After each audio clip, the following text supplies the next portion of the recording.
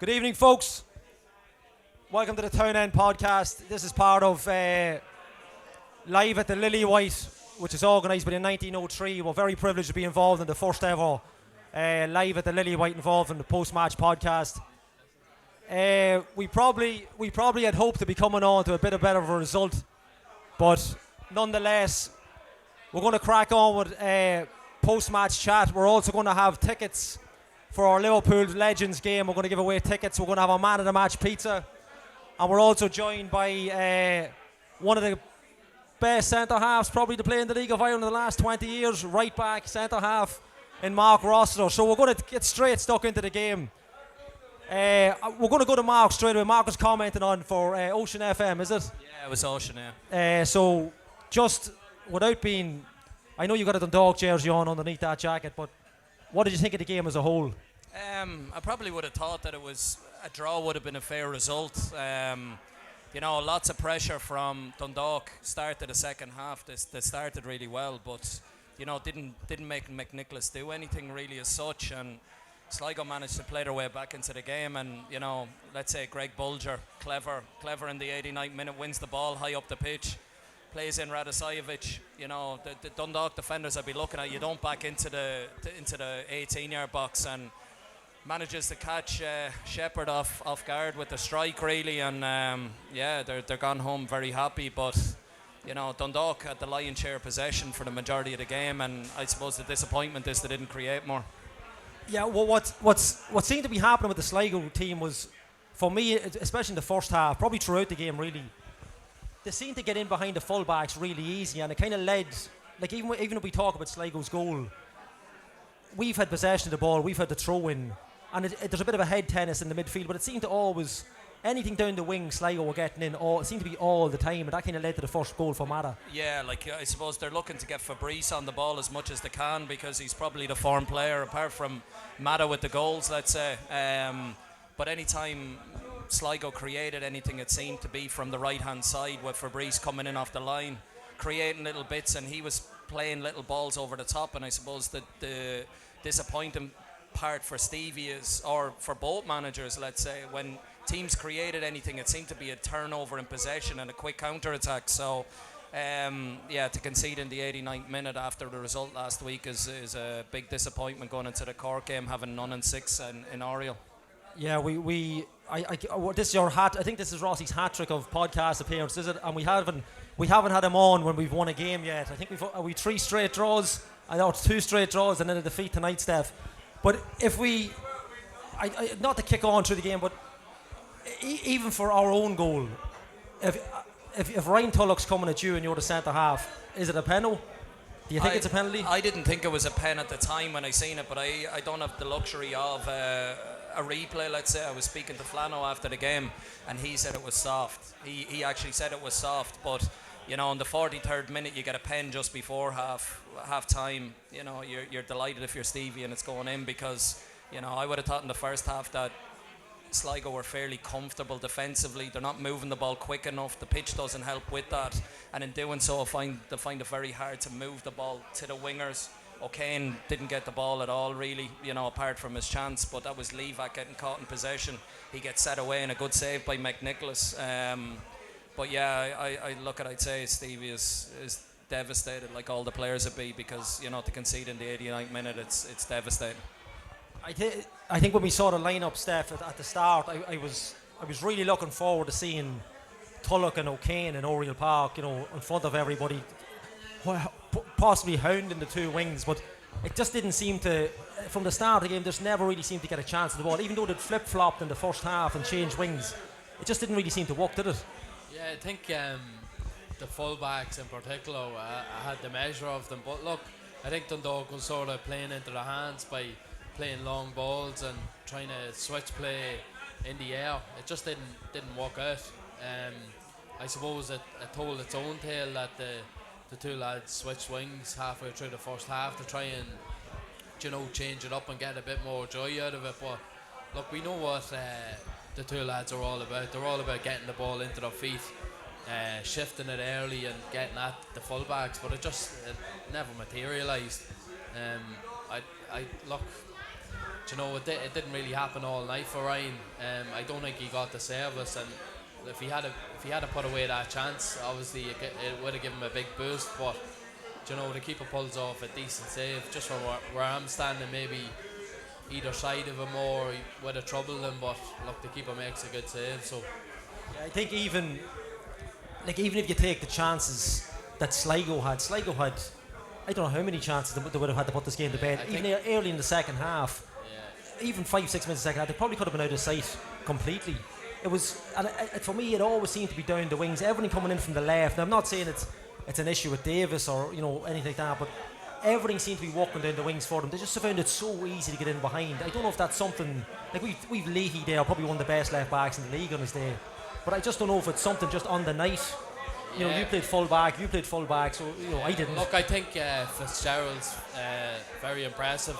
He's so sharp and quick, and he keeps close control of the ball, and he just knocks it by players for fun.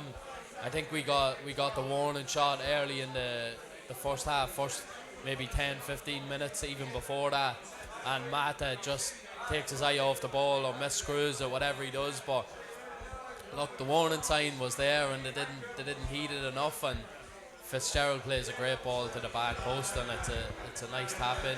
It's a well walked goal, but look, it's from the Dundalk's point of view, it's avoidable, and I'm sure Stevie's not going to be happy with it when he looks back on it. Yeah, you've obviously played with Stevie. I'm sure he's in there. I don't know what the post-match interview was like with Chris in League of Ireland TV, but I'm sure he's absolutely fuming. Yeah, and it's probably, you'd look at it from, like, both teams stifled each other hugely. They're probably all looking for the four wingers, let's say Fitzgerald and Hartman for Rovers, and for Tulloch and O'Kane. Get them on the ball, get them isolated against the fullback, and get them running at it. So all night long there wasn't really much of that. But in the second half, down, I suppose, Sligo's right side and down the left hand side, they got a bit of joy. Levac, running as well from deep. He's obviously an attack-minded player. He plays in the 10 normally, but he's had to go right back, and he equipped himself really well. So when he's bombing that way, it means that Tulloch has to track him. And if he doesn't, you're leaving a 2v1 with Leahy, where you'd fancy the two boys going forward, and they got a bit of joy from that. Mada was coming shorter, getting little turns and playing it on the inside of Muller and Davis, and Fitzgerald was running onto it twice in close proximity at probably in the first 10 minutes of the second half, 10-15 minutes. But I still think a draw would have been a fair result on the night. Yeah, I think if there's one common denominator that we've mentioned in the podcast over the last couple of weeks, it's when players like Pat Hooban. Now, we're not here, I don't want to be hammering players playing the role, but John Martin's played tonight up top. Obviously, normally a winger. He was at Waterford as well. He probably has more of an impact on the wing as a kind of a strength player, a strength winger, really, if such a thing exists. But when you're trying to come into play somewhere where Pat Hooban would have played, I don't know if it's just magnified because it's Pat Hooban. You would have played with Pat, but it's a real job. It's a real, he really, really struggled to even get the ball to feet in the first half. It was really, really struggled for him, wasn't it? Yeah, but I would have looked at there and gave credit to Browning and Morahan. I thought they were excellent as well with Alfie for Dundalk in that 6. But I think Mali grew into the game as soon as Sligo came on. I think Dundalk lack a bit of experience.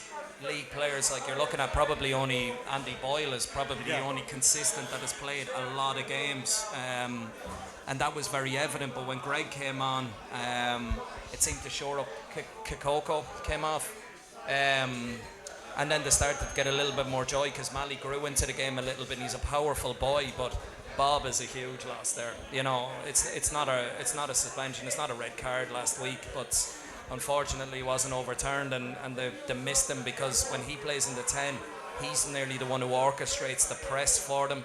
He runs, he's very clever off the ball, so if Martin's going one way, he's gone the other way, and it didn't seem to work out for them tonight.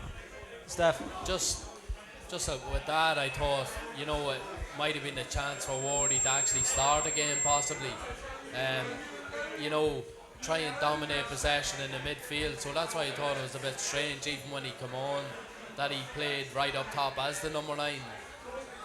And look, they done him no favours by lumping balls up, and sure it was food and drink to the two centre halves from Sligo. Like, I'm sure it was their dream to come up against Wardy in the air. Like, it was nearly a no contest. But yeah, look, Martin was pretty much isolated the whole game. The wingers were being pinned back, like Rossi's mentioned. Sligo full back or forward, and even Hutchison on the left side, he was pressing forward a lot.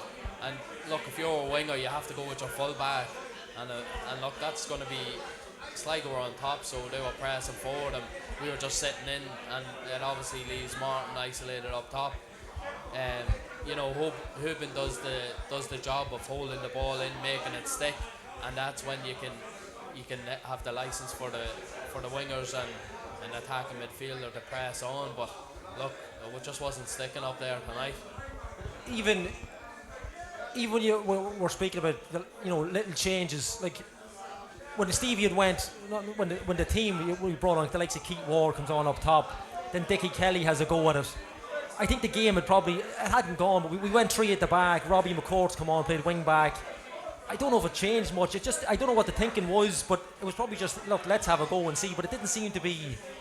I don't know if the game was dead in the water at that stage. It was just it's going to be they thought it was going to peter out to a 1-1 draw, but it just, no matter what they tried, it just never seemed to nothing really came of it, really, did it? I'll nearly put that down to the pitch. Because when you look is shocking. Yeah, but when Dundalk are looking to play and they're a nice footballing team, doesn't suit the way that they want to play really, as such. Trying to move, like if you're going to play on that pitch and you have it should be drenched. I came here at 7:30, so I don't know if there was water on the pitch beforehand, but it didn't look it. So that stifles Dundalk in the game plan of what they're trying to do. And if you're going to move it quick and try and isolate the wingers, as I said, you're not able to get good possession in. It was probably as comfortable a night for the two centre backs with Nando and John Mann, because if they're going to be two monsters in front, you need to run them in behind or like try and show them the opposite way. And John has played a lot of games on the wing more so than up top, but yeah, it just didn't happen on the night. And yeah, it's unfortunate to concede the goal in the 89th minute as he did. I didn't even realise until after the game it was the 89th, until the board run up. I thought it was about the 86, 87. But again, like we'd mentioned the first half, the first goal came from our throw-in. The second goal is just like it's pure panic. I don't even remember who lost the ball, but the difference was when Dundalk got into those positions, we didn't look like we were going to score. But every time Sligo came forward, like it was just bound. The only time when he let loose, it just seemed that this is going to end up in the back of the net. He just seemed to worm his way in, and that's just the luck Dundalk were having. That simple pass were going awry, and then we lose the ball. Every time we lose the ball, it looked like we were going to concede a goal. Yeah, I think what Sligo had in their advantage was that Mata was sort of dropping into a hole and picking up pockets where Muller and Boyler are probably saying to themselves, do we follow him in, leave the gap in behind, try and get the cover that side? And when he was dropping in, it was leaving them with that question. And obviously then the full backs are isolated and you could get Fitzgerald and the right winger on the ball. So look, it always seemed like they were going to be dangerous and they were creating chances. There was once or twice the ball flashed across the box, and you're thinking, if someone's there, it's another tap in for them. Whereas, look, we had limited chances, even sometimes just from where I was standing in the town end. Martin's going to cross at the ball, or Malley's going to cross the ball, and you're just thinking, have a shot. You don't know what will happen. It might take a deflection, it might drop short, someone comes in at the back post and it's a tap in. But if you don't take the efforts, you're not gonna score. And so many times it was just a bit frustrating. They were going across, and then it ended up at a full back at Lee, back to a centre half, and it just slows up the play. It just looked like I don't want to say they weren't adventurous, but look, if it's 50-50 and you have a chance to take a shot, I know other players in that position wouldn't think twice about hitting it, and you don't know what's going to happen if you have the shot. But if you don't take the shot, you definitely won't score. If you're John Russell tonight, if you're Sligo, do you think you should have won by more? Do you think you should have absolutely, on the chances created, do you think they probably should have, do you think they'll be annoyed they haven't scored more? No, I don't. I wouldn't look at it that way. Let's say Fitzgerald done really well in about the 10th minute, or that he works it really well through Tulloch and Davis, crosses the ball and Mada fluffs the volley. warning sign, let's say, for Dundalk, but you get away from it. But like both keepers really, like if you're looking at who had to do more, it was probably McNicholas in the first half. From Davis's strike, O'Kane's strike, and obviously the penalty save as well. But I'd still look at it and go, they've only had 2 shots on target really, and they've scored 2 goals. So yeah, I think that's going to be the biggest disappointment for Stevie tonight. Yeah, I think if it's looking, it's on the back of obviously we've Rovers a couple of weeks ago. Feels like a couple of weeks ago. We're coming here tonight, probably wrong, rightly or wrongly, probably expecting to win tonight, which is probably our fault given the success we've had over the years. But like Rovers came to town, or Sligo Rovers, I should say, and they had a game plan. They were ready to go. And we mentioned before we start, they had caught at Alfie Lewis pretty early. You'd mentioned, I think, on your radio commentary that they had a plan in place, or they may have had a plan in place for Alfie Lewis into the second half. Yeah, like I would have said that when they're trying to play out from the back, Dundalk, when given the chance to do so, that I was looking at Rovers to nearly set traps for them, and it only happened really when Greg came on. You know, he's obviously been an unbelievable player throughout the league for years, and was for Dundalk when he was here for a time as well. But he robs the ball high up the pitch, high press, wins it. I don't think it was on to play out when they tried it, and in doing so, they're losing a point really, because like in the 89th minute when you concede, you're going gung ho really, and in fairness to Rovers, they nullified it for the last 6 minutes of the game then as well, winning frees and keeping the ball high up in the corner and stuff. And yeah, I just think it's a disappointing night for Dundalk. I think it's probably game management, poor game management from Dundalk, and then very good game management from Sligo, where to see out the end, they were dogged, the one freeze they probably shouldn't have, and they fought to hold on to the 3 points where Dundalk had a point, and they probably not suicide, but look, playing out from the back, it's risky, especially at that time of the game. Especially because they're on top, but they've ended up coming away with it with nothing. So you'd mentioned, Rossi, about the pitch, and something I was just thinking of, like, we put so many simple passes awry tonight, like, look straightforward. Would you put it down to like a sticky pitch? Would it be dry, or is it these lads should be used to training on it? Like, it's probably hasn't been watered in 12 months by the looks of it. But would you put it down to individual errors maybe? But I suppose it's the same pitch for everybody. It's the same pitch for everyone, but it's not. It doesn't have a fair bounce like a grass pitch would. It never does. Balls where you think are going to skim through, or you're going to fizz a pass here or there. It's like it'll move for a little bit, and then it'll hit it, and it starts bobbling. So it makes it more difficult for the players on both teams.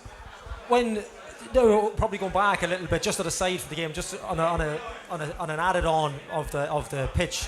When you signed for Kenny in 2012, obviously we had a shocking season in 2012, close to relegation, stuff like that, relegation. But did the pitch? I've always asked ex-players, would the pitch being a factor when Kenny gave that call to you, or made that call? Would something like that have come into it? Because I know when Ronan Finn signed, he debated it over the fee. I remember it being mentioned that the type of the pitch that we had here, he debated even signing. Would that have factored into your mind at the time, signing for Dundalk? No, nothing of that. And I was just back off a cruise ship at the time. I just wanted to get back playing. So no, like, it wasn't a factor. I didn't enjoy it. It was a weird one because we'd done a whole pre-season on it, and you were training on it all the time because we didn't have the pitch at the back to play on. Like, I remember second game of the season when we played against Shelburne in Talca, and it was like the weather last week, and I was getting cramp at half time in my calves because you're not used to playing on a pitch with a lot of give. So, like, they either turn all the pitches into that or put them grass, because you're looking at, you've got no points in 6, let's say, from the 2 games in a week. It doesn't suit Derry either. Derry lose tonight at home. They've a better record away from home than they have at home, because grass pitches, you grow up playing on grass. That's not natural, and in a summer league, to me, you shouldn't be playing on an natural. So what's that? I do think originally when I had got in, it sort of was an advantage, because it was half decent when I first originally went in, and then teams coming up weren't used to playing on it or training on it. But now it's sort of evened out that, you know, it's no advantage to anybody because it's probably past the sell-by date. I know Derry had already spoken about theirs changing or being upgraded, so look, I think it's more than overdue for it to be. There is an argument for them pitches, but the pitch has to be saturated because then it evens out the flow of the game a little bit more. The ball moves really, really quickly on a good Astro with a really wet pitch. So last week, let's say if you're playing on that pitch tonight with the weather that was there last weekend, that pitch is a lot better to play on than tonight where it's a little bit sticky and warmer, and I just don't think it benefits anybody. Yeah, I think even when we're mentioning, you know, the pitch being saturated, I automatically think of the late Harry Taff. Harry would have had that pitch absolutely drenched. I remember him having a row, it might have been Bowes backroom staff, where he watered our side of the pitch. I think it was Rovers. Was it Rovers? I didn't Rovers water theirs, their goalkeeper yeah. area. But that, like you say, it should be saturated, and people like, you know, Lord of Mercy and Harry would have done that. But now, like you're right, you can see it tonight. It's almost black in areas. It's just that so dry. Well, Harry would have wet the half of the pitch we were attacking. So, that you were able to have free-flowing football going that way. Yeah. It wasn't free-flowing for the opposition, but no, it was deadly in them days because the pitch was probably better. They haven't looked after it as well as they should have. It's almost something that you get, like, you know, I don't want to talk ill of any, but like DKT Sport, it's almost something like that's been kind of let go. But when you see the pitches like Summer League, Richmond Park, Bowes, but like in Phibsborough and stuff like that, their pitches are immaculate. There's no reason why that can't be the same. Yeah, I think it's one of those talking points, isn't it, Steph, that if we're going to progress, I think everybody, well, not everybody, like Rossi had said, it's either all go the 4G, 7G, whatever they want to go, or go to the grass. Yeah, and look, it used to be a financial gain for the club as well, where they'd rent it out, but look, they haven't been doing that in a couple of years now, so look, does it make sense to still have it? Probably not. If you ask 99% of the players in there, I'm sure they'd tell you, you know, revert back to grass. Yeah. So I think that's going to be something as the progression of the club goes on with stadium and stuff. I think that's going to be the number one issue going forward. Now, we don't know what the plans are down the line, but it is something that's definitely at the forefront. Just for anybody that hasn't, you know, anybody that might have tuned into the podcast before or seen Rossi, we're probably going to ask a similar set of questions because Rossi probably answered these before. But you know what people not may forget, but you know, the club was that successful over the last couple of seasons. They'll forget that you were the captain of the club at Kenny's first trophy in the League Cup final. So what was that experience like, and how was the club sold to you to sign for Dundalk Football Club? How did he sell that to you? No, I met Stephen in the City North Hotel, and I'd made my mind up after 5 minutes when I spoke to him what he was looking to do. I don't think anybody could have envisioned what came after that. You know, first season, kind of put together a squad last minute. Stevie would have called us the Dirty Dozen, let's say, when he signed, like Stevie O'Donnell, sorry, when we signed, and you know, it was makeshift, but he made us, like, if you look at the way the teams progressed, Stephen more or less set the standard for fitness. Yeah. Within the teams, like I can remember Tom Connolly was saying to us, we were going out playing in pre-season, and he said we were all built like shithouses in the tunnel. He said it literally looked like you had men versus boys. Yeah. You're wearing these skin-tight jerseys, and everybody is in unbelievable shape. And you know, that carried through because, like, I can remember Pat Fenlon used to say it at Bowes, if you're fit and organised, you know, you have a chance of, you'll finish mid-table. And obviously the bouts of quality that you have within your squad will carry you, you know, maybe to different levels and stuff like that. But you know, them years that Stephen was at the forefront for it, it was a wonderful time for the town. I think that was kind of that was the benchmark, wasn't it? That era of Kenny, Graham Bourne involved as well. That kind of set the strength and conditioning and the fitness. It went to a whole, like, we take for instance Richie Towle. I remember reading up on Richie Towle was eating, and like everybody was in the same boat, but that scene, because I remember Graham Bourne talking about when he was at Bowes. I don't know if you were at Bowes at the time. He done an interview, didn't even know what squats were at the time, like simple stuff. But that Kenny era that you were involved in, and Andy Boylan, it seemed to it put on a different level. It was like your fitness was just, it was a crazy time for fitness. But it had come to a stage that I can remember we played against Sligo way down there, and we beat them 1-0 on the night. But at half time we were going in, and you could see the Sligo fellas at half time had their hands on their knees. and we were like just going, and it was like when you see them at half time walking in like that, you're like, we have them here. Yeah. We just keep going and going and going, and that's what it was. And it was like, you know, you have to give credit to Stephen with the way that he spoke to players that wouldn't have been playing, to keep them energized to go all the time as well, because, you know, you're only as good as the subs that you can make or the impact players that you can bring on. And, you know, it's not 11 players, it's 11 players that are on the pitch, but the 18 players that could affect a game on the night. And he was brilliant for that. But like, to push Pats the way we did in the first season after a squad been thrown together, to piss the league the second year when Stevie came on and scored against Cork, you know. But yeah, no, it was a wonderful time, because, like, in fairness to Kenny, he galvanised the whole town in a big way. And you can see it here when Stevie O'Donnell came back post Peak 6. It's starting to come back that way. But, you know, it's up to everybody to get behind the team and see that it is a project that is going in a direction.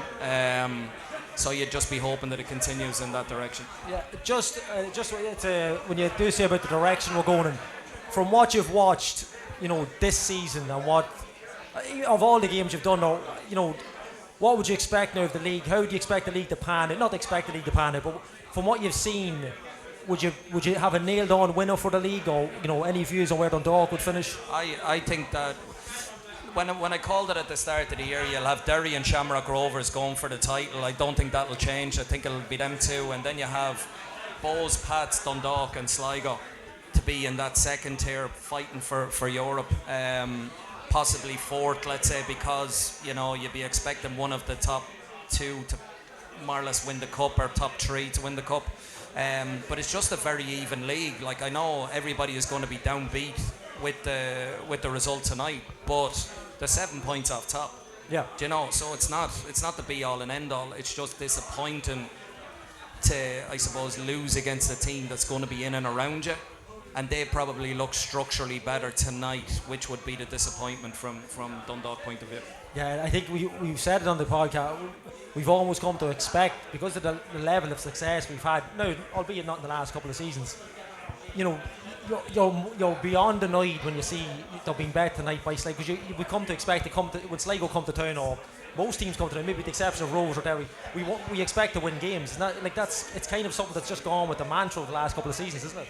Yeah, look, I think we've been spoiled by the success we've had, but look, even Stevie coming in, and he's probably overachieved last year by coming joint second. But look, everyone expected us to kick on again, and look, you're going to have the ups and downs. I said we'd probably be very inconsistent this season. I did have a worry about goals in the team, and look, it's probably panned out that way a little bit. If you take Hubin out of the mix, it drops drastically again. So, you know, everything that's good about our attack, he's involved in, and if you take him out, you know, it's detrimental to us. But look, like Rossi said, you're going to have ups and downs. Don't get too downtrodden about it, and just try and, you know, pick it up for next week. It's a massive game down at Cork, and look, it happened to us a few weeks ago. We left Dalymount after, you know, struggling to get a win, and then we get 2 wins on the bounce, and, you know, we're the best team in the league again, according to the fans. So, you know, you're only 1 or 2 games away from being at the top, or one or 2 games away from being at the bottom. So yeah, it's a competitive league.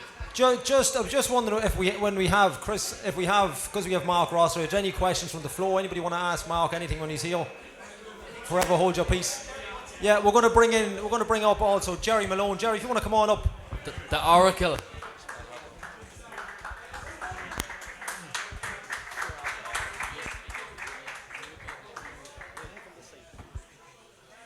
Hiya, Gerry, how's things? Well, how are you? Not too bad. We just had a wee chat about the match, and then Rossi was telling us about his glory years, lifting trophies in the Kenny era, and what do you think? What was your impressions of the match tonight? Absolutely dreadful. Dreadful. No point in holding any bars. From defence to midfield to striker, it was terrible. It was just awful. And Sligo deserved the win. I'm not saying that there were any great shakes by any means, but there's no question about it. There's something badly wrong with Dundalk at the moment. There's not the midfield tonight again was non-existent. The defence was terrible, and against any other team possibly that would have been of a higher grade than Sligo, that defence would have been cut to shreds. There's a problem, and there's a big problem. Obviously, you're talking about big problems there, and like, do you think we have the squad to cope with these problems, to make the changes, or not at the moment? No, because your players out, and the players that you have out know what Dundalk is about. Players like Pat Hoban, they know what Dundalk FC are about. They're not there at the moment. Pat Hoban's a huge loss. I don't even want to go to one player. There are other players as well, but like you just have to look at that team there tonight. The defence was, it wasn't good, and the goal at the end was a shocking goal to give away. I feel sorry for Nathan Shepherd. 3 or 4 times tonight he was there, and he saved them as he normally does. But as a whole, like the first 20 minutes, it was Sligo. Dundalk were reasonably okay in the last 20 minutes of the first half. Pushed well. They got a penalty, which is questionable even if it was a penalty. Terrible penalty, but he got the goal then. But I have to just say, as a whole, the players that have been brought in, I just don't think they're good enough. And I don't believe it's not the manager. He was looking for players at home. He was looking for players on the home front domestically. And the board were not there to back him up, to give him the money that he needed, to bring in the quality players were needed to keep Dundalk at the top end of football. Now, Stephen O'Donnell is not going to say that. Obviously, he's not.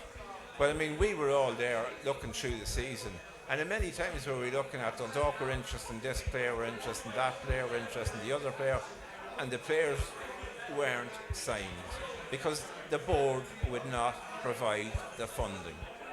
And I'm sorry, the owners have the responsibility there. Yeah, and look, it's a difficult situation because I suppose the enticements of Shamrock Rovers and Derry City, we know how many players have departed up north. Your old friend Rory took a couple of our good ones. Yeah, Rory did. Rory signed quite a number of them, but I mean tonight, sure, you can look at it like sure he was taking them off because I mean they were beaten by 10-man draw. But Derry City play very well with the pitch away from home on the grass. The plastic surface is killing them, and the same way as the plastic surface is killing the players here. There's a litany of players out at the moment injured, and the reason is because of the pitch out there. There are players that you have in the start of this, or playing, if they're fine when they finish a game, and then suddenly during the week you get talking to the manager after the game, why was such and such a player not playing, why was such and such a player not playing. They were injured in training.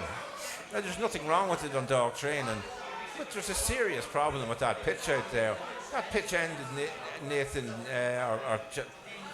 John Mountney twice. He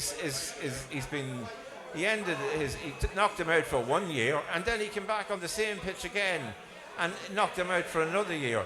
That pitch out there is a disaster. Yeah, look, we touched on it, probably being past its sell-by date, and but it's no probably. It is past its sell-by date. There's no point in saying probably. And within the EU, within 5 years, are saying no clubs are allowed to have these artificial plastic pitches. They're due to issue an announcement. UEFA are due to issue an announcement within the next 5 months banning those pitches. We should be looking towards a grass pitch, not the plastic pitch. It's a disaster. Yeah. I suppose I don't know if you have any positives, but if you're looking forward... I have loads of positives. I'm only joking. I have loads of positives, but I mean, it's practical. I'm being practical. There's no point absolutely. There's no point in being talking. There's no point in me sitting here talking nonsense. You know, which Yeah. I can. If you want me to talk nonsense, I will. No, look. We talk enough nonsense, But Jerry. I'm not going to talk nonsense. Jerry, do you think just when you're talking about the pitch, do you think it would stop players signing for us? Do you think if there's... I possibly would say so. I mean, if I was a player, I would be very worried about signing. That's a very good point. I'd be very worried about signing on a pitch that has nobbled quite a number of players. I mean, you just have to look at them. I know Pat Hoban's injury wasn't caused by the pitch out there. It was caused by a tackle against Bohemians, and he just hasn't recovered from that. But I mean, of course you would. That pitch out there is you couldn't. It's past its sell-by date, and they're going to have to change it. They're definitely going to have to change it. But that brings me to my most important point. We have to look forward to the future in the long term, and it's now that the supporters, and it's now that people are going to have to realise we need a new ground, we need new facilities, we need the proper facilities, and there's no point in us standing there in Oriel Park out there. The state of it is just, it's gone, it's way past its sell-by date. The owners, I'm not calling on the owners to spend their own money, but what I am saying is get that pitch owned by Louth County Council. Get the pitch owned by Louth County Council and put the pressure on them to provide a new pitch. There's a local elections in 12 months' time. People of Dundalk can put serious pressure on the local people or the local councillors that are going for a re-election. And also in the general election, it's quite possible to be a general election even before that. The people of this town and the supporters need to put pressure on them. But the most important thing is, there has to be leadership at first from the owners of this club to see where they see the direction is going. Now, Brendan Ogle said in an interview he did with me that they have got to take the lead, and so far they haven't taken the lead. There's been nothing from them as far as talking about where the pitch or where we're going in the longer term. There's been platitudes issued, but there's nothing practical, there's nothing there. So they're going to have to do something, and if they don't, well, Dundalk will just slide down.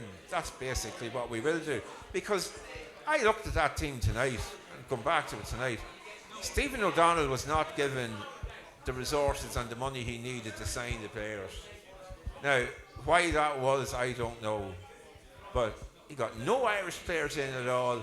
He has foreign players in, English players in. I don't show any disrespect to them. But looking at it, players are not good enough. We had mentioned earlier, it's a valid point. When the transfer window opened for clubs before Christmas, we didn't do any business. We'd re-signed all our players. That was probably as good as anything, considering some players that there was talk of them leaving. But there was a kind of a plan to wait until January, until the window opened, to sign all the English lads in. But could we have acted a little bit earlier? Do you think we missed out on one or two? Was it a financial thing, Steph, do you think, or just players that didn't come of it? Like, for instance, there was McCormick from Pats was mentioned a lot at the end of last season, but it never materialised. Is it just something, would Jerry have a point that maybe the owner's just not getting involved in it? I think the two names that was mentioned a lot in pre-season was McCormick and Lonergan from UCD as well. Right. And look, McCormick stayed with Pats. I don't know if the offer was there or it wasn't. Jerry, you might know more than us on that. And then Lonergan supposedly is a Pats fan, and he's just chose Pats over us. Now there could be other factors in that, but that's as much. But there were other players that they could have looked for. I mean, there's we shouldn't try and say to ourselves there aren't enough Irish players on the market that we couldn't have signed. There are Irish players out there, and we should have got them. We should have got them. We go up north. There's plenty of players up north we could have signed. But there's a problem here that we're dependent on players that we don't know anything about, and we're bringing them over. and like there's very little that you can do research-wise or anything like that. I'm not criticising these players. I'm not criticising. Well, I suppose there's a problem with the recruitment. There's a problem with the recruitment. There's no doubt about that. Is there any players in particular that you think might have slipped the crack that we missed out on them that we should have got, or do you just think it's a general thing? I just think it's a general thing. I'm not going to start singling out particular players here to you, but I think this year, when we were going to Europe, and I mean, you know, we took a giant leap step forward. Maybe it was too quickly, but Stephen O'Donnell had a reasonably good team last year. We got into Europe, and we should have been looking upwards. We should have been looking. It was a time to push on, but the owners have to bear the responsibility. I don't care what anybody says. The owners have to bear the responsibility. They did not give Stephen O'Donnell the finance on time. I mean, it's like this. The chairman said that he sat down with Stephen O'Donnell in November and they picked out the 4 players that came at the start. Now, if they were the 4 players that they worked out, there's something seriously wrong, because those 4 players, a few of them are just not good enough. So I mean, the players he took in then on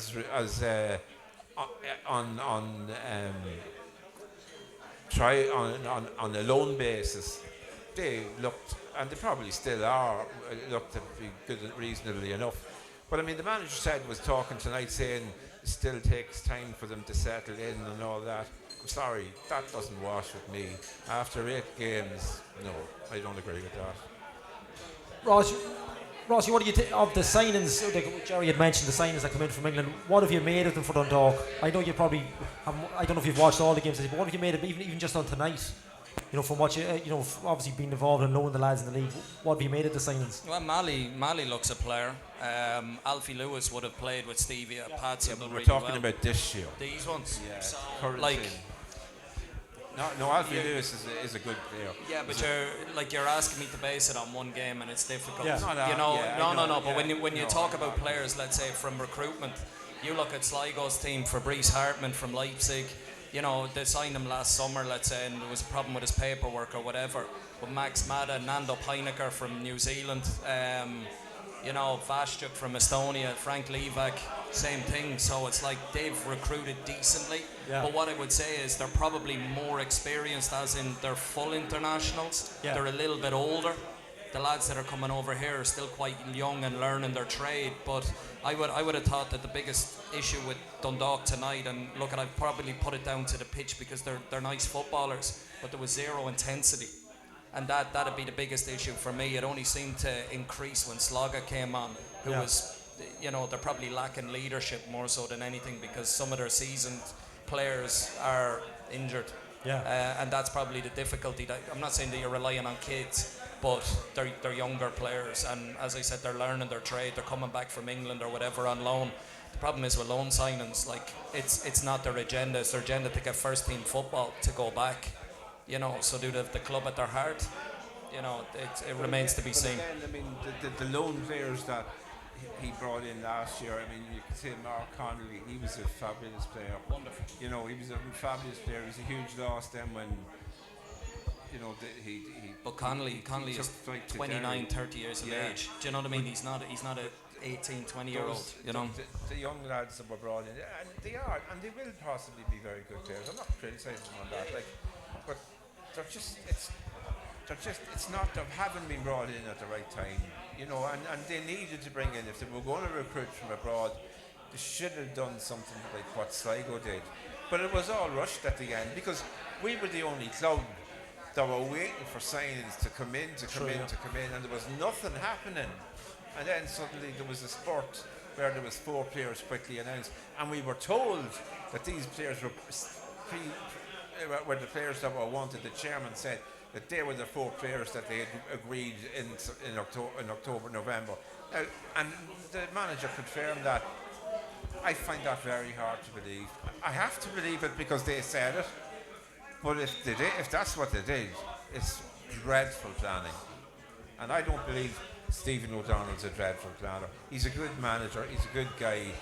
I feel really sorry for him because I think he's been shortchanged.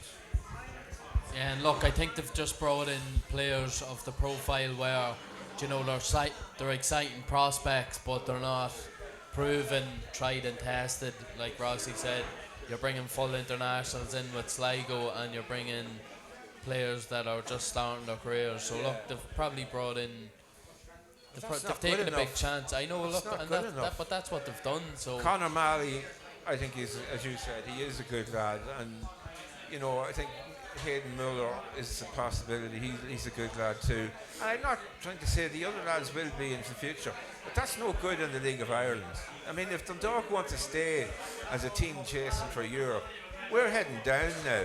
We're in 6th place, and I mean, there's games that are going to come week in, week out, and unless we get a winning sequence back in store, it becomes a pattern. It's easier to lose than win. So he's at a crossroads now. There's no question about it. The manager is at a crossroads now. It's not of his own making. It's at the making of the owners. We asked Rossi, just come to the end of his question, his interview. We asked him the expectations for Dundalk, just from yourself. Where would you see, as we are at the minute, where would you see Dundalk possibly finishing at the end of the season, and who do you think will win the league? I think Shamrock Rovers are going to win the league. I think there's absolutely no doubt about that. After seeing them here last week, they were way above Dundalk. I think you're asking me who's going to win the league. I think Shamrock Rovers. You're asking me where I think Dundalk are going to finish. It's a hard question because there's so much between top, medium and bottom. But there's no doubt the injuries that have affected Dundalk and hit them, they could be struggling. I think Dundalk could be struggling. Now that's the worst scenario. There are teams below them that will be there. They'll be okay, but I don't think they're going to chase for Europe this season. I think people might. You watched that out there tonight. It was dreadful, absolutely dreadful. And I've watched games away from home, the games against Drogheda. They got a goal in the last minute, and they weren't good. They were defending the whole time against Derry, defending the whole time, rarely having a chance on goal. So that team out there are totally different to the team that played last year. It's no point. Yeah, I think yourself and Donald had mentioned before we come on, like. You said it as well, Ross. Leadership's a real. You can obviously when Greg Slogger come on, he showed that a little bit. Like Greg Slogger has given out more man of the match pizzas in our podcast than anybody. But what we had said before, we lacked a Stephen O'Donnell, we lacked a Mark Rossiter, a Brian Gartland, that type of influence, a Steph McKevitt, that type of influence on the pitch that just seemed to, just a grab. Like if Rossi had got them in at half time, it would have been scruff of the next stuff. That's what we're hoping for. And I don't know whether that person existed in that dressing room at half time or even at last week at the Rovers match. That's going to be a major flaw that we have in the season without Pat Hooban if he's injured. Yeah, and that's where you missed your Robbie Benson as well. And not just probably for his vocal leadership, his style of play, follow the leader sort of thing. And, Ross had mentioned it to me before as well. It's sort of a dying breed where you have your real, heart in your sleeve captain where, he sets the tone for everything and everyone follows. So, look, I don't want to say there's a lack of leadership in the team, but when you're looking round for someone to really take the game, when it's 1-1, last 10 minutes, you're looking someone to drive on and really go and win a game. You're looking round and going, who's it going to be? You can't pick someone out. A couple of weeks ago, Boiler stepped out from the back and played the ball in and drove forward with it, and you were thinking, that's the sort of leadership you're looking for. And look, he can't do that every game, so look, it's a tough one for us. I think Dundalk at the moment are right back in the same position as they were when they played Waterford after the FAI Cup in the quarter final. Stephen O'Donnell kept the players in for an hour to talk to them and whatever. That's fine. But Wexford had nearly beaten Dundalk in the cup 2 weeks before that. Waterford played Dundalk off the park, and they were missing players. And then somehow, from somewhere, they got the strength to regroup and come back and take the third place. That team is not going to go to Europe. They'll be in Europe this season. They won't be in Europe next season. I hope the manager is listening to this and he plays it to the Dundalk team and say, well, fuck, excuse me, but I'm going to prove that Malone fella wrong. And I hope he does. I hope he does. So do I. Sorry for the bad language, but I mean, but I am much more concerned about the longer term of this club. This club needs a new stadium. There's no point in us talking. I know what's important. We need a new stadium. And we need somebody to lead that. And it has to come from the supporters club, and it has to come from, mainly, it has to come from the owners. And my question to the owners of this club tonight are you prepared to take on the responsibility of going for a new stadium? Is the willpower there? If the willpower is not there, fine, let the things continue and let the decay continue. Are you prepared to go for a brand new stadium by changing, lobbying, meeting the Casey family, meeting Louth County Council and getting things started from there? At the moment I'd say Louth County Council wouldn't go near it, but if there's enough support, people power can change everything. And the people power is what we're talking about. Good man, Gerry. That is what we're talking about. We have got to put pressure on all of the politicians, no matter what vein or what persuasion they are. I don't care. We need a new stadium. And from now, we need the owners, the chairman, the vice chairman, whoever else is in the owners. We need them to come out, give us a message and tell us whether they're going to give us the support or not to lead the club forward. Otherwise, what's the point? 100%. That's it, 100%.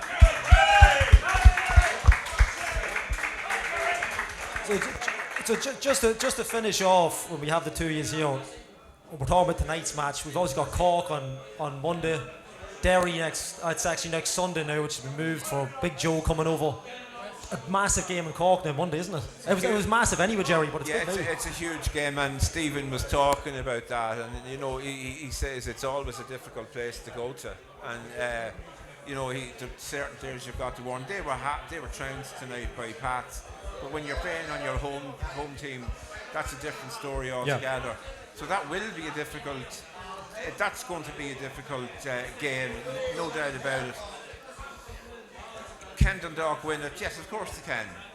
And that would kickstart their season then to take on Derry here, because Dundalk usually do well against Derry. But I'm sorry, the players, we're down to the bare bones. Yeah. And he just doesn't. Like the one thing I thought maybe tonight, Greg Sloggett was injured and that's why he left him on the bench. But he was actually kind of rotating. He just said to me, Greg Sloggett had a bad injury, and he was right. And so he rested him tonight. But, you know, would you rest him tonight, or would you play him tonight and get the 3 points against Sligo and rest him in Cork? I don't know. I think Dundalk have a good chance. But look, I can't answer. I don't know what's going to happen anymore. Rossi, 2 big games we've got after the last 2 matches. It's, you know, you really need to kick off next week, considering that we've got a bit of more of a gap now to the Derry game on Sunday. But 2 big games. Yeah, but like they're a point off Sligo, let's say, which is third. But Turner's pitch will suit them because the brand of football that they try to play. But you're going to have 6,000 strong fans there that are going to be loud. Cork are big, direct, good from set pieces. And I'd put them on. They're like Drogheda. They're very well drilled. They're not as good as Drogheda, they don't have the quality of player of Drogheda. but it could be a difficult night. If it gets a bit sticky, they'd have the players to dig in and dig out a result. We'll see on the night, but you know, I think the pitch will suit them because Turner's pitch is arguably the best in the country the majority of the year. So I still fancy Dundalk to go down there and win. Maybe 2-0, 2-0, 2-1, but I'd fancy Dundalk to win. Right then, predictions down. Let's get the predictions in early for next week. Lads, look, it's been a pleasure. Thanks very much. Folks, Mark Rossiter, Gerry Malone, lads, much appreciated. Thank you. Just when we have everyone's attention, I think we're going to bring up, I think Frank's going to work his magic here on the screen. So this is something we've gotten involved with Donald Green, ex-Dundalk footballer and goalkeeping, and it's a village. He set up this charity in Uganda. It's called Dundalk Village. He was on the podcast last year. So what we've done is we have our new gear, courtesy of Player Fit, our new jersey. The link is open for the next 5 days, I think. The jersey are €29. All profits go to this charity. It's a fantastic initiative by Donald and everybody involved. So, you know, the link is on the website. It's on our Facebook page. It'll be on the 1903 Facebook page tonight as well. So if you can get behind it, €29. We could have charged 60. You know, they're really popular. So, but €29 is an absolute bargain. Trust me. So it's a chance for everybody to be part of. You know, we have the town enders in the background, you know, sponsoring players, but it's a chance to be really part of something special that we're trying to do. And look, if you can get on, get the link and get your jersey. There's 5 days left on it, so the link will go live for the next 5 days. And we hope to see you all wearing them on the next live podcast. Gerry, yeah, go ahead. Could I just say something, please? Supporters of Dundalk, and you're all supporters. Maybe if you have any contact with the owners, will you just ask them to give the supporters a message? Are you interested in a new stadium or are you not? We're not asking them to pay for it, but we need you to give us a message. And there has to be organisation and take it off the ground. There's a year to the county council elections. There's less than that probably to the general elections. The dream of a new stadium at Oriel Park can be got, and the people of this town can do it. Cheers, Gerry. So what we're going to do now is we're going to bring up the representative of the 1903. We're going to do, is it Frank, is it? Yeah, Frank, come on up, you're up, grab this mic, the most important mic in the building. You can take my spot. Damien as well. Yeah, right, Chairman. Thank you very much. Thank you. Thanks for that. Yeah, you were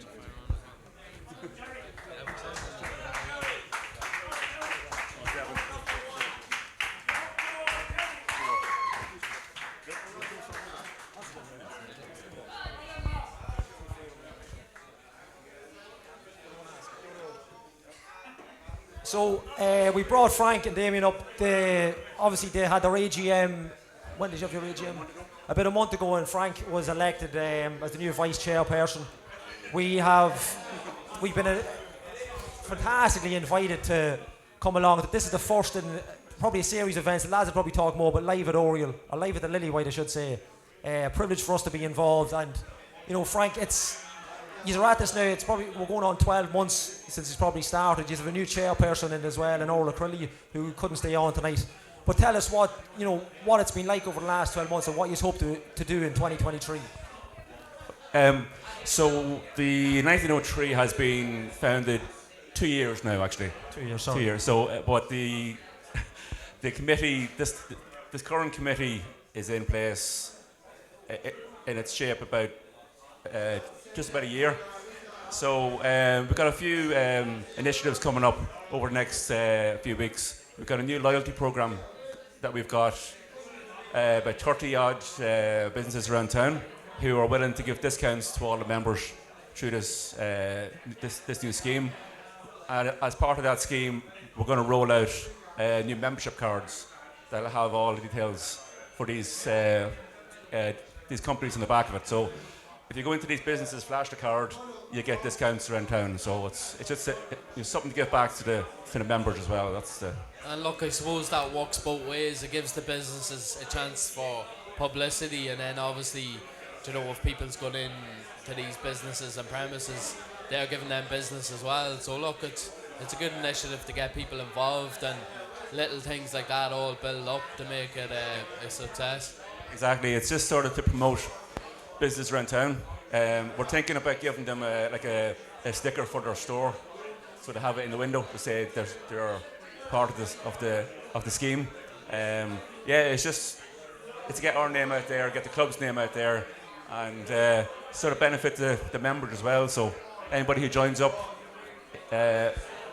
all the current members are going to qualify for all this stuff anyway. So, but any new members then will also get the new discounts. Yeah, that's brilliant. And I suppose we've all seen the halftime crossbar challenge and little things like that. Is there anything else in the pipeline regarding that, or even halftime shows or anything in the works? Yeah, so in the next few weeks, so the crossbar challenge, we've sort of put it to one side for the moment. It's going to be restructured, and we'll come back to it later in the season or next season. What we're going to do is bring in some schoolboy teams, schoolgirl teams, try and run like a mini competition at half time. Have a couple of teams coming in, play them off over a few home games, and then at the end of the season we'll have a final, and we'll get them a trophy at the end of the season. So it's to give the kids the experience of playing in Oriel Park, and hopefully it's one that they don't forget, and hopefully we see them in the future playing in Oriel Park as well. Yeah, look, I'm sure there's a lot of kids you see around the ground, and look, imagine playing in front of your friends and your family on Oriel Park, and look, that'd make a lot of kids very happy, and I suppose as well as that, it gets a few new supporters in the ground as well, and look, it might give them experience they might never forget, and it'll keep them coming back for more. Exactly. So, like, I know as a child, if I was given the opportunity to play in Oriel Park, I'd be over the moon. You know what I mean? So, but all the schoolboys teams that we know around town, if given the opportunity to play in Oriel Park, like the lads that are there at the moment, under 19s, under 18s and 17s, that's where they started. Something just to even go to a game, just a spark in their head. You know, that's where I want to play. So we're trying to just get them in, give them the experience, and see where it goes. Damien, I know we'd spoke at I remember you speaking at the AGM, but you're the main man when it comes to the money. But when it comes to membership, is there a target that you have in mind? Do you want to reach, or a ballpark figure that you'd like to get to, even over the next maybe 2 or 3 seasons? Well, I'd like maybe 500, 600 people. That'd be ideal.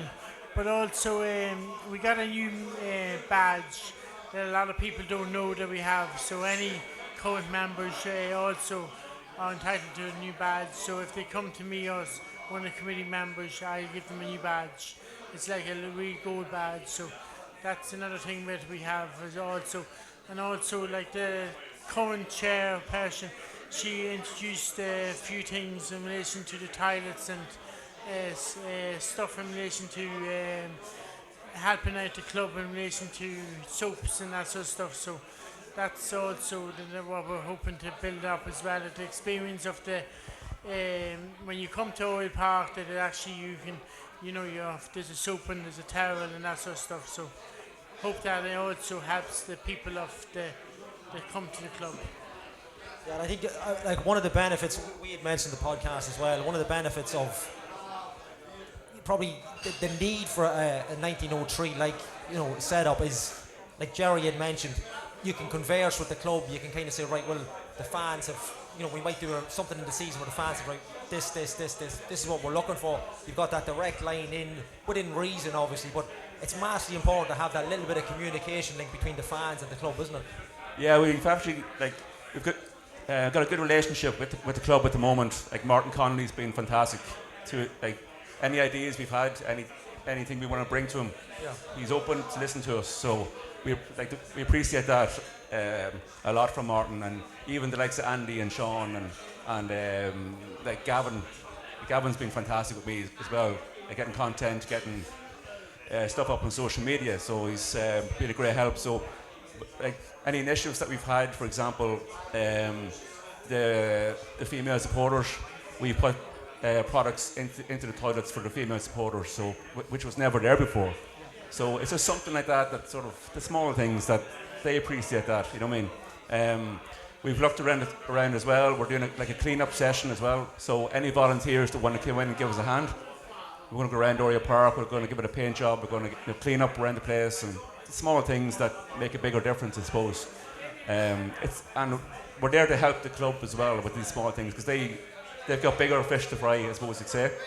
So we're there to step in and sort of clean the place up for every home game, and just sort of, any ideas that we've had. For example, we go to Martin, it's very open, even like this, for example, like tonight. He said, yeah, absolutely, go ahead. So like the relationship we've had, fantastic. It's the simple little things as well. I think people, when the supporters club was set up, I know they were involved in one a couple of years ago, you go to the bigger, the kind of bigger journeys or the big ideas first, but it doesn't always work. But we're usually doing, like, even something Damien said, the little badge, we had got one, myself and Chris had got one at the age of simple little things like that to make you feel part of that community, and that's what it is. It's little steps to get to that big goal that you want, isn't it? Yeah, exactly. So like Damien said, there's membership badges there for everyone, but it is the small things. Like Gerry mentioned, getting a stadium built, which is fantastic, and like us as supporters have a role to play in that as well. So the club will do their bit.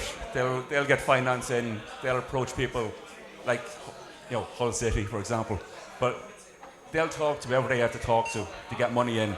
But it's our responsibility as supporters as well to start fundraising and to start putting money in, because we can give out as much as you want about facilities aren't great, there's no stadium, whatever. But I'd rather be part of the solution than be giving out about the problem as well. So I think fundraising is something that we're going to start doing. Whether it be merchandise like you guys would do, or is it fundraising events like this. We do have a few local talent that we're sort of trying to get in here. Yeah. So, we'll have more news about that down the line next few weeks. So just stay tuned. You'll see our fundraising events in a few weeks. Brilliant. It's all positive, and it's exactly what's needed. And look, it's easy said when done. People say, like we had always mentioned in the podcast, we need this, we need supporters club, but it's only when people set it up. So it's a credit to you. It's like we had mentioned before, like the need for it, but it's all right having an idea, but it's only you need people to make it work, and it's great to see the group that you have together. I know some people have stepped away for different reasons, but the important thing now is that people get involved, which is I think is it an open your committee's obviously there and said, but is there people who can still get contact with you and join up, or what way do you want to work that? Absolutely. If you want to volunteer to help us fundraise, if you have any fundraising events coming up and you want us to be a part of it, anything we can do to help out, any events that, like, we are looking down the line at organising some fundraising events, like we said. So like we are basically, you're trying to, like I said, be a part of the solution and raise money to help the club out. And I suppose our goal is that sort of like Sligo, sort of like Shamrock Rovers, that we become part members of the club if that's possible. Or we help, put our name on a stand or part of a stand, or that we step up as fans, as supporters, and we help the club.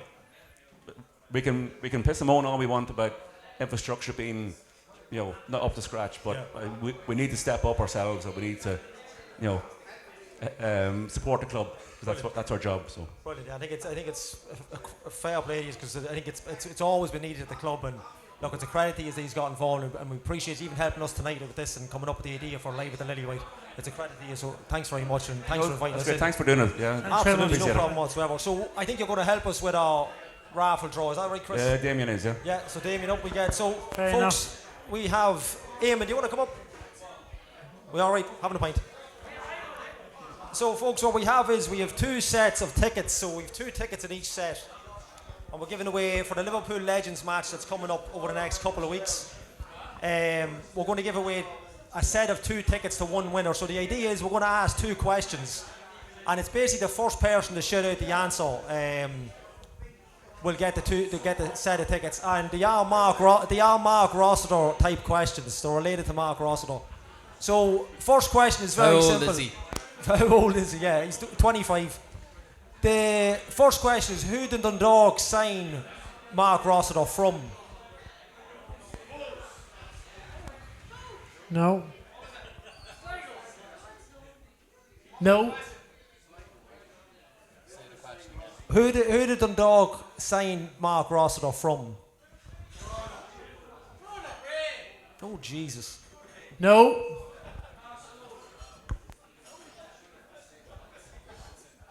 We might have to go with another one here, Chris, will we? Rossi, who did we sign from? Pats, yeah. Pats. So we've no winner for that one. This is going to be really quell. Yeah, we're going to go for appearances.